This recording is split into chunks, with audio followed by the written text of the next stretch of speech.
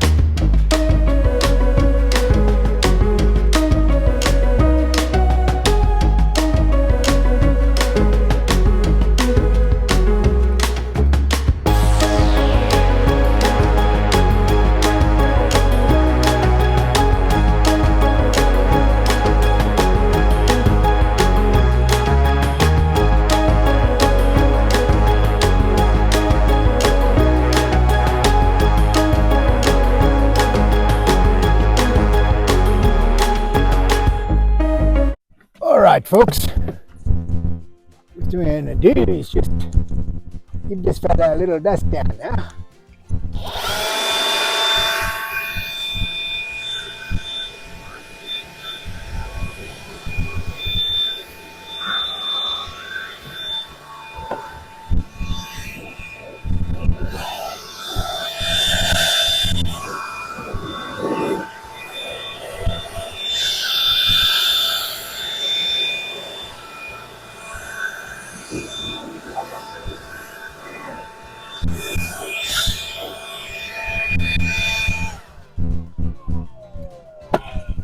My apologies about that. It just thought just struck me. Yeah, I'm making so much noise. I'm trying to watch. I hope you don't mind.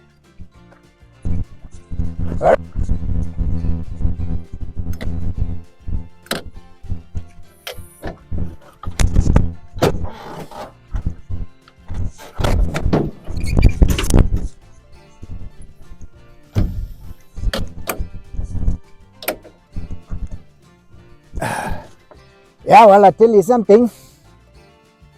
I explored and didn't come right, so I've come to Murphy Point, which we've been at before. I've showed you some footage from up here last time I was at Valley of the Gods. And I promised I would come back to camp. Today down in the valley, it looked like it was a great idea because there was not a lick of air, not a breath of air.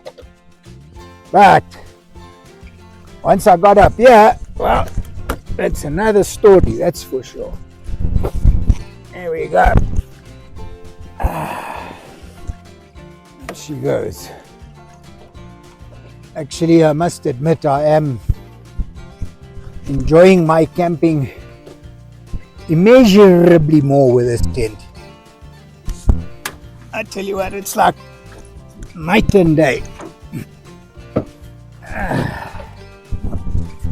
We don't want that brown water stuff escaping, you know.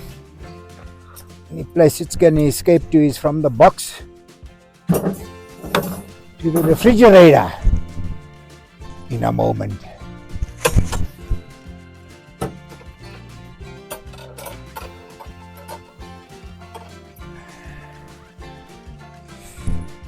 But yeah, I mean, you know, setting up and breaking down camp now, in particular the tent, this is absolutely the right configuration to have. If you're going to rooftop tent and you are going to overland, not as a occasional thing on the weekend, but you know, I'm now into my 3rd month on the road, non-stop, solo, moving all the time. I can assure you that battling is not part of the game that's enjoyable. So with this one, there's no battling, man. Piece of cake, bum bum bum. But of course, the tent is up, and so before we can do anything else, I'm gonna have to come across there, switch the camera off, move it here, put it down, get my chair out, and then it's time for that sound. Yeah, you know that. Yeah, of course, man. Alright, so here we go. Ready for campsite. Tent is up. Ah. Did you hear that? Cheers.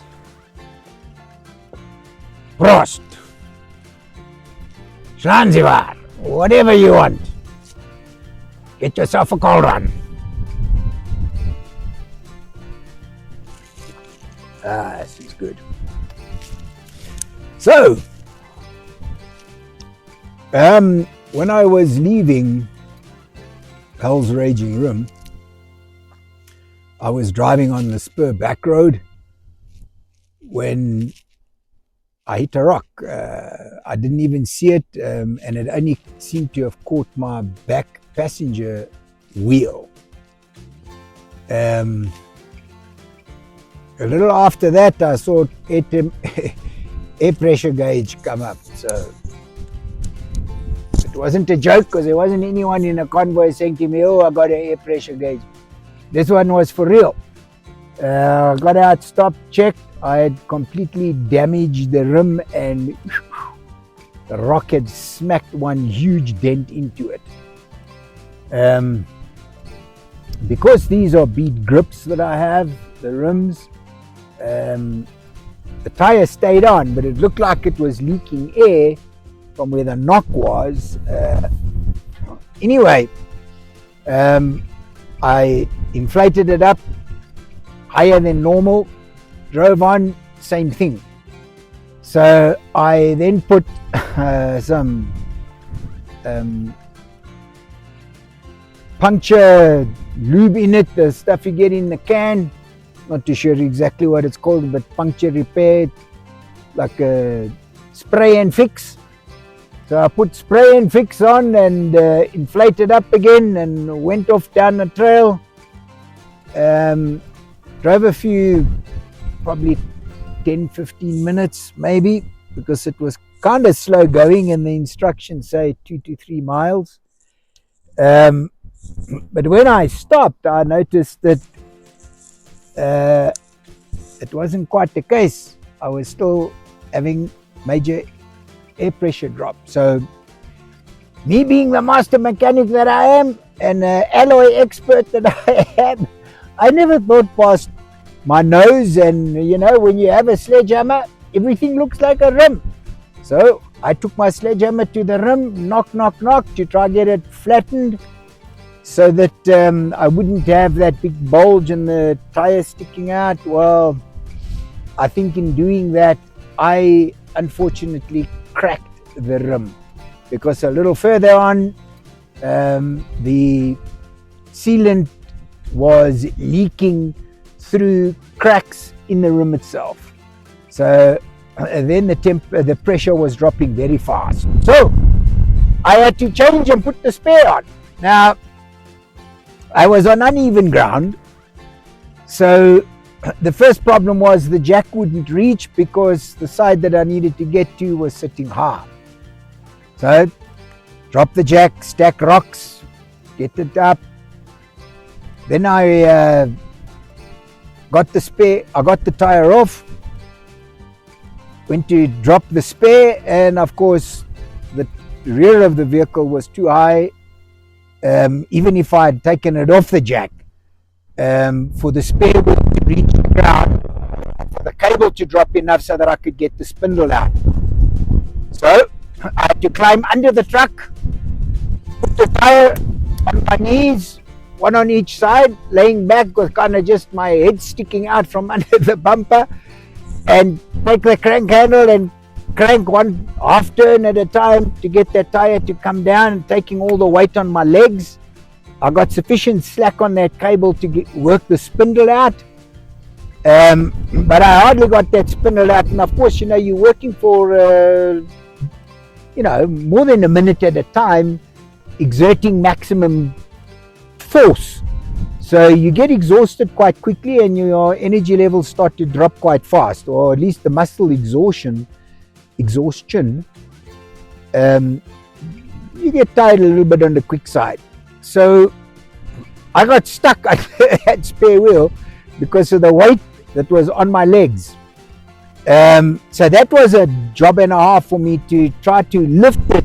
You can imagine that these are 35-inch tires, they're heavy rims, and you're trying to lift this thing up with one hand and you've got no leverage. Pushing from bottom up like that, you don't have much force. But I eventually got my way out of that, and cut a long story short, I started at about 12:15, and about 4:45 I had the spare on and I was good to go. So it was one heck of a challenge, one heck of a physical endurance challenge. But the good news, I earned a badge to change the flat tire with the spare on a trail, remotely, uneven, rocky ground, by myself with one arm. So, can be done. So don't fear getting out because you feel you don't have enough physical resource to get yourself through it. I mean, obviously there's going to be exceptions. There's certain physical limitations that just plain and simply won't allow you to get that task done.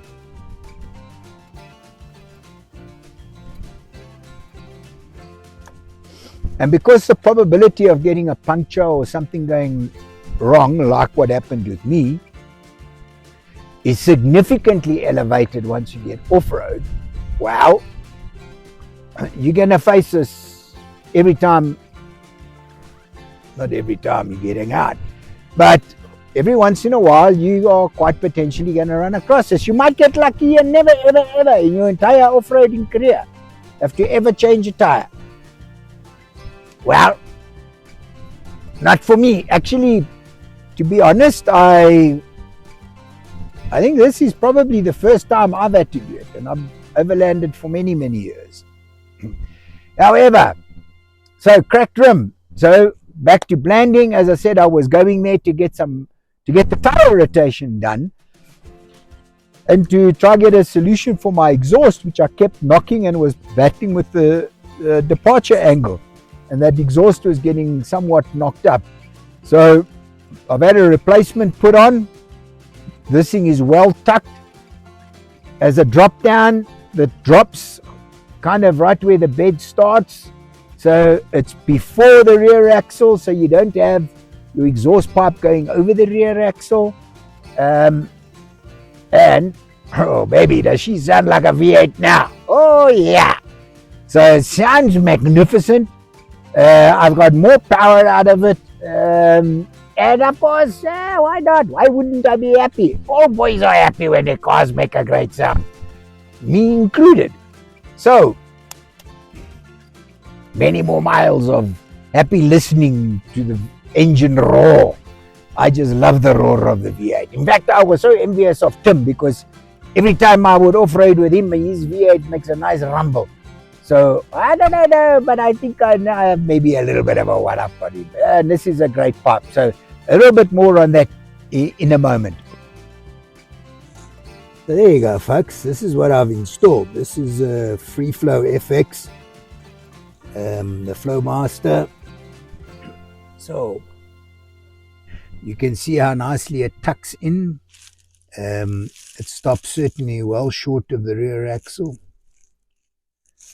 It's tucked in nice and high, so no damage. In fact, highly unlikely that you're going to damage that. But I'll tell you what, why don't we go and start her up? So I'm going to put this microphone down right over here, and I'm going to go plumb in the car and give it a quick crank.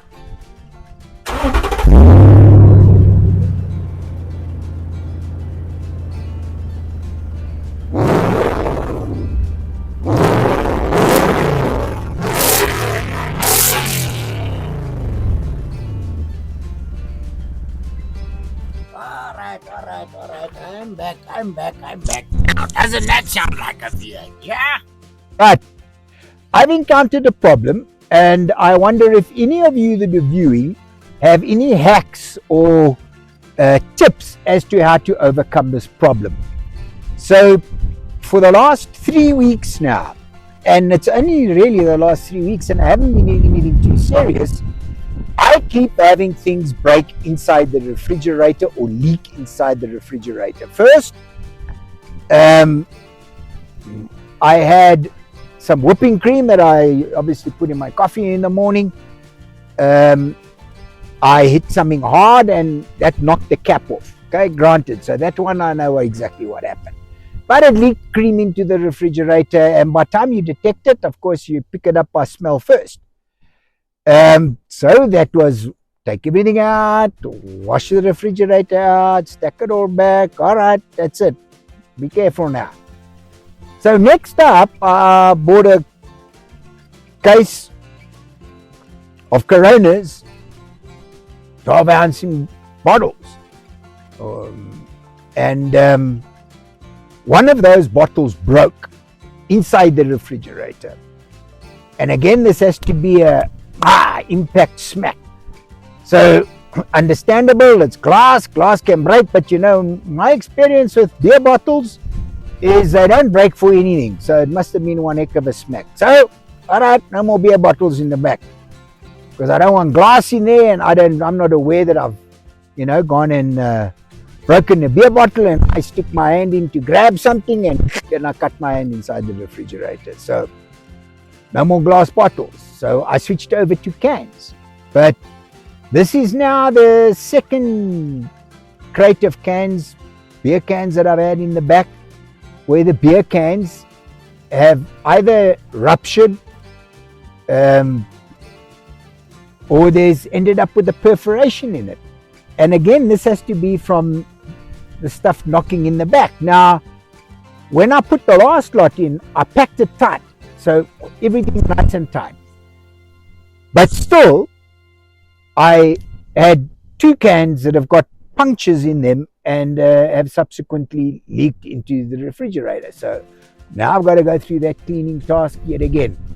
So my thinking is maybe I just have to buy them, leave them in a cardboard box, put the cardboard box with the beer into the refrigerator, and then that way they can't really get shaken about, and they're certainly not going to perforate because of their close proximity to one another. But who puts their beer in the box in the refrigerator? Certainly I'm not quite familiar with that tactic. So if any of you have any experience with that, you got any tips, please let me know. If you think that leave it in the beer box, leave it in the box is a better idea, probably they don't get cold as quick, then let me know as well. So please, comment, man, tell me what to do. That smart guy who gave me the advice on the awning poles, hey, clip it in the top first. And it'll act like a rocket, man. Piece of cake, as you see when I put it up. There's no real battles now. So I would appreciate any comments, any advice, because now it's starting to get a little bit frustrating. And as you know, I enjoy drinking my beer. I don't want it poured into the refrigerator.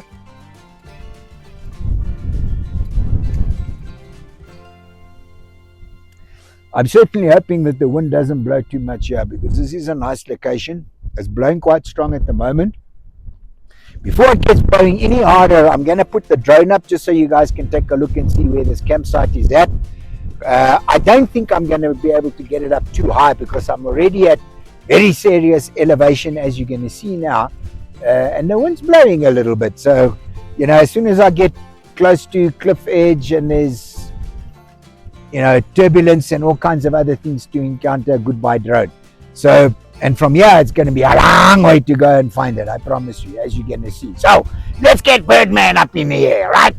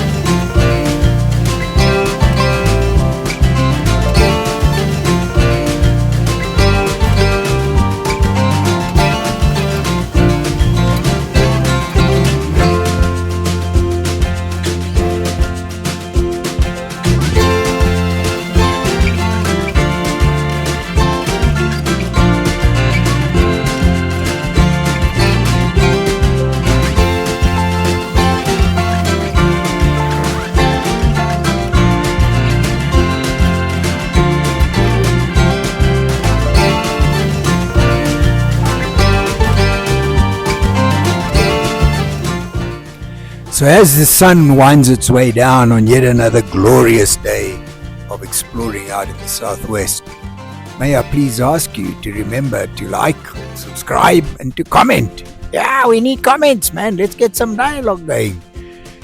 So from here, I'm now going to be heading back to Blanding, where I'm hoping that on Monday afternoon or Tuesday, I can get my spare tire, at least my spare rim sorted out, get the tire rotation done, and then we're on to explore further. From there, we're going to be heading more in a northwesterly direction.